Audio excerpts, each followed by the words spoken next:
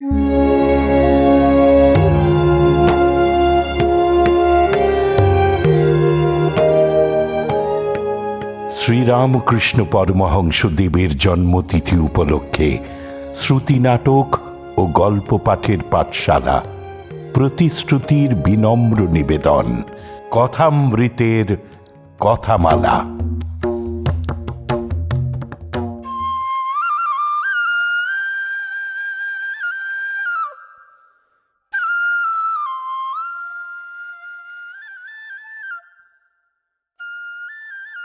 শ্রী রামকৃষ্ণ পরমহংসদেব সাধারণ মানুষকে আধ্যাত্মিক ও নৈতিক শিক্ষা দেওয়ার জন্য খুব সহজ সরল এবং ঘরোয়া গল্প ও রূপক ব্যবহার করতেন।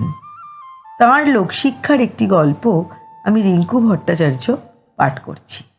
গল্পের নাম এগিয়ে পড়ো।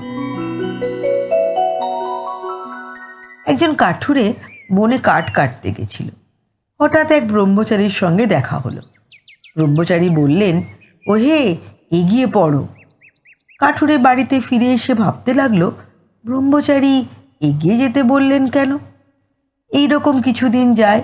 একদিন সে বসে আছে, এমন সময় সেই ব্রহ্মচারীর কথাগুলো মনে পড়ল।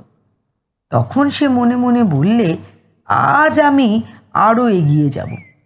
বনে গিয়ে আরও এগিয়ে দেখে যে অসংখ্য চন্দনের গাছ। তখন আনন্দে গাড়ি গাড়ি চন্দনের কাঠ নিয়ে এলো আর বাজারে বেচে খুব বড় মানুষ হয়ে গেল। এইরকম কিছুদিন যায়। আর একদিন মনে পড়ল ব্রহ্মচারী বলেছেন এগিয়ে পড়ো। তখন আবার বনে গিয়ে এগিয়ে দেখে নদীর ধারে রূপোর খনি। এই কথা সে কখনো স্বপ্নেও ভাবেনি। তখন খনি থেকে রূপো নিয়ে গিয়ে বিক্রি করতে লাগলো। এত টাকা হলো যে আন্ডিল হয়ে গেল। আবার কিছুদিন যায়। একদিন বসে ভাবছে, ব্রহ্মচারী তো আমাকে রূপোর খনি পর্যন্ত যেতে বলেননি, তিনি যে আমাকে এগিয়ে যেতে বলেছেন। এবার নদীর পাড়ে গিয়ে দেখে সোনার খনি। তখন সে ভাবল, ওহো, তাই ব্রহ্মচারী বলেছেন এগিয়ে পড়ো।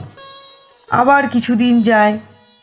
এরপরে এগিয়ে দেখে হিরে মানিক রাশিকৃত পড়ে আছে। তখন তার কুবেরের মতো ঐশ্বর্য হল।